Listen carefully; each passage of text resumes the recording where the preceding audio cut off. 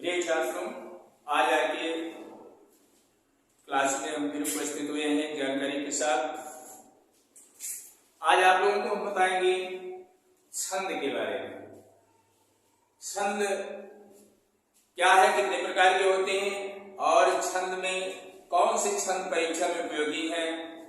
जो परीक्षा में उपयोगी है उन्हीं छंदों को हम बताएंगे विस्तार से। आप लोग ध्यान दीजिएगा। ये छंद है। छंद दो प्रकार के होते हैं, एक वर्णिक छंद और एक मात्रिक छंद। जिस छंद में वर्णों की गणना की जाती है वह वर्णिक छंद कहलाते हैं। जिस छंद में मात्राओं की गणना की जाती है वह मात्रिक छंद कहलाते हैं। तो बेटा आप लोगों के कोर्स में मात्रिक छंद ही है, जिसमें सबसे पहले आपने पढ़ा होगा कि छंदों में दोहा, चौपाई, ये सब मात्रिक छंद है। मात्राओं की गणना की जाती है। इसमें मात्राओं को गिना जाता है कि किस चरण में कितनी मात्राएं होती हैं और सबके चरण भी होते हैं अलग अलग। और मात्राएं पहले ही बता ले रहे हैं, मात्राएं दो प्रकार की होती हैं। एक होता है गुरु और एक होता है लघु। एक गुरु होता है जो दीर्घ कहलाता है, ऐसे लिखा जाता है, और दूसरा होता है लघु। लघु मात्रा होता है, ये ऐसे संकेत दिया जाता है आई के आकार का। इसे एक गिना जाता है और इसे दो गिना जाता है। तो आप समझ गए होंगे कि हम मात्रा किस तरह से लगाएंगे। अब आपको हम छंद में आप क्या है, सबसे पहले सोरठा। छंद में सबसे पहले आपके कोर्स में आने वाला इंपॉर्टेंट चीज है सोरठा। सोरठा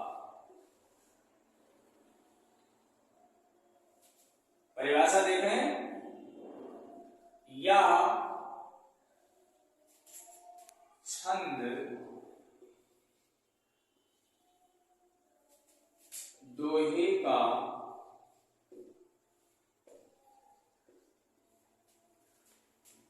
उल्टा होता है। इसके पहले और तीसरे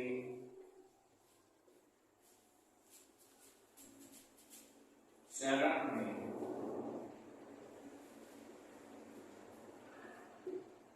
ग्यारह मात्राएं। देखिए बेटा, सोरठा छंद में सोरठा है छंद। यह छंद दोहे का उल्टा होता है। इसके पहले और तीसरे चरण में 11 मात्राएं तथा दूसरे और चौथे चरण में 13 मात्राएं होती हैं। अब आपको हम बताएंगे सोरठा लिख करके, मात्रा लगा करके आपको पूर्ण रूप से हम बताएंगे। अब इसके नीचे देखें।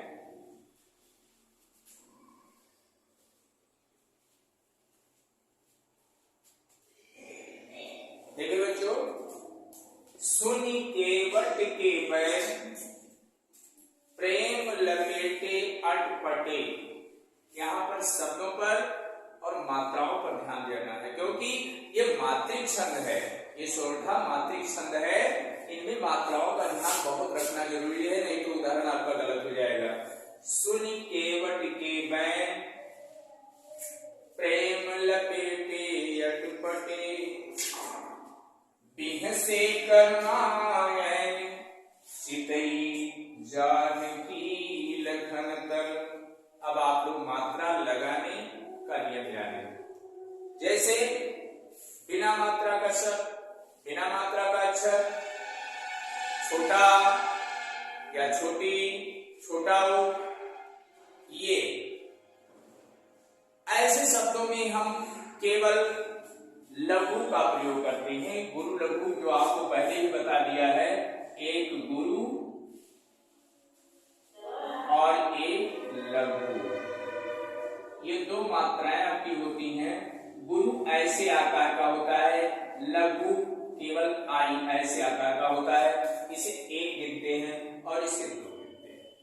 अब हम मात्रा लगाते हैं कि शून्य केवट के बैर, क्योंकि आपने परिभाषा पढ़ा ही है कि पहले और तीसरे चरण में 11-11 मात्राएं, दूसरे और चौथे चरण में 13-13 मात्राएं होती हैं। तो हमें सिद्ध करना है कि 11 मात्राएं प्रथम चरण में आती हैं कि नहीं।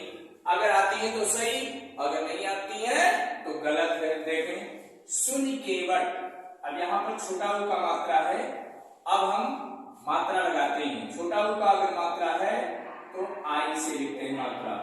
ध्यान दीजिएगा, छोटी की मात्रा ये भी आई से, ये का मात्रा है ये यस से, यानी 2 मात्रा गुरु हो गया।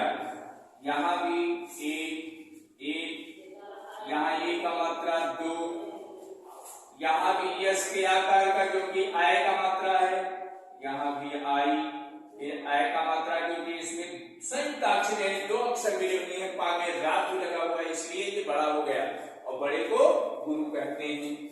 और फिर यहाँ आई, फिर यहाँ आई, और फिर यहाँ यस यस, फिर आई, फिर आई, फिर आई, और यहाँ फिर यस। अब मात्राओं को हम गिनते हैं क्योंकि चरण यही तक होता है जहां तक कामा लगा हुआ है आपका। ये प्रथम चरण है और ये द्वितीय चरण और ये तृतीय चरण और ये चतुर्थ चरण, 4 चरण है सोरठा में। ध्यान दीजिएगा। अब पहले चरण में हम गिनते हैं 1 2 2 4, 4 और 2 6, 6 2 8, 8 और 2 10, 10 और 1 11, यहाँ कामा लगा है 11।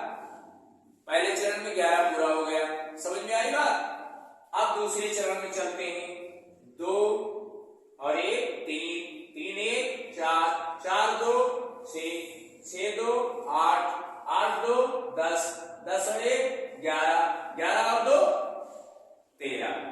ये दूसरा चरण है, ये दूसरा है, ये चौथा है, ये पहला है और ये तीसरा है। यानी विषम चरणों में 11-11 मात्राएं, सब चरणों में 13-13 मात्राएं होती हैं। अब नीचे वाले में भी मात्राओं की गणना आप लोग सीख लें। छोटी की मात्रा है, क्या लगेगा? आई से। बिना मात्रा का अक्षर आई से, फिर ए का मात्रा है तो इसको यस से, का अक्षर है आई से, रू अक्षर है, रू में भी 2 है, अगर रा पर बड़ा ऊ का मात्रा लगता है तो वहां पर गुरु होता है, लेकिन अगर यहाँ पर छोटा ऊ का मात्रा है तो ये आई से ही होगा। अब बड़ा का मात्रा हो गया तो बड़ा की मात्रा में यस से लगाएंगे, इसमें 2 मात्राएं गिनते हैं, फिर ये की मात्रा आप लोग जानते हैं यस से ही, और फिर ये ना, फिर आई से। अब मात्राओं को हम जोड़ते हैं क्योंकि ये पहला चरण था और ये है तीसरा चरण। 2 और 2 4 और 2 6 और 2 8 और 2 10 और 11 हो गया, पूरे 11 का 11, यानी पहले चरण में और तीसरे चरण में आपका 11-11 मात्रा पूरा हो गया। अब चतुर्थ चरण में चलते हैं हम। चितई, चितई में 4 पर छोटी मात्रा है तो आई, ता आई, फिर छोटी, फिर आई, फिर ये जानकी है तो ये गुरु,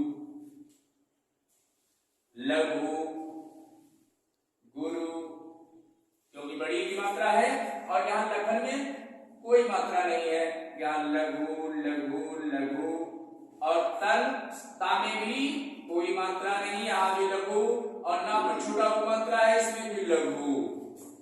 अब आप मात्राओं की गणना करें, गिने तो यहाँ हो जाएगा 1 2 3, 3 2 5, 5 और 1 6, 6 2 8, 8 2 10, 2 12 और 1 13।